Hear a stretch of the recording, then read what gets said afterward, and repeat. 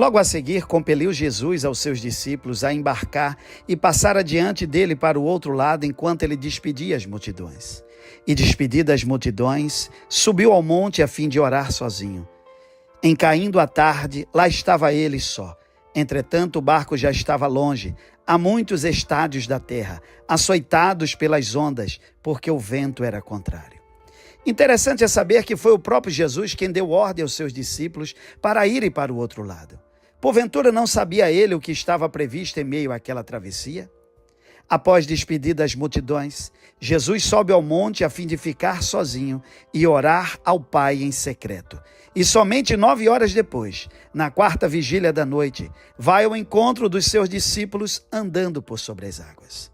Os discípulos, por sua vez, estavam atônitos e morrendo de medo, e ao avistarem a Jesus, acreditaram ser um fantasma. Exclamaram e gritaram por socorro, e Jesus imediatamente lhes disse: tenham bom ânimo, sou eu, não tenham medo.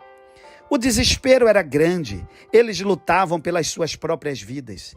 As ondas se arremessavam contra o barco, os ventos contrários os impediam de avançar, correndo eles o risco de naufragar.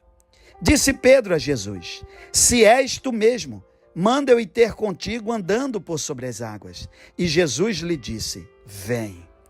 Tinham 12 discípulos no barco, mas somente Pedro se entregou à condição de viver a mesma posição que Jesus estava, andando por sobre as águas. Isso significa dizer que nem todos os que estão com você irão usufruir do mesmo milagre que Deus separou para você viver. Ninguém pediu a Pedro para ele descer do barco. Ele enxergou-se na condição e deu passos naquela direção. Ele já tinha uma palavra daquele que opera em nós e através de nós. Pedro andou por sobre as águas e, passado o tempo, duvidou, teve medo, olhou para a força contrária dos ventos e começou a afundar. Naquele momento ele gritou e disse: salva-me. Jesus imediatamente segurou as suas mãos e disse: por que duvidastes, homem de pequena fé?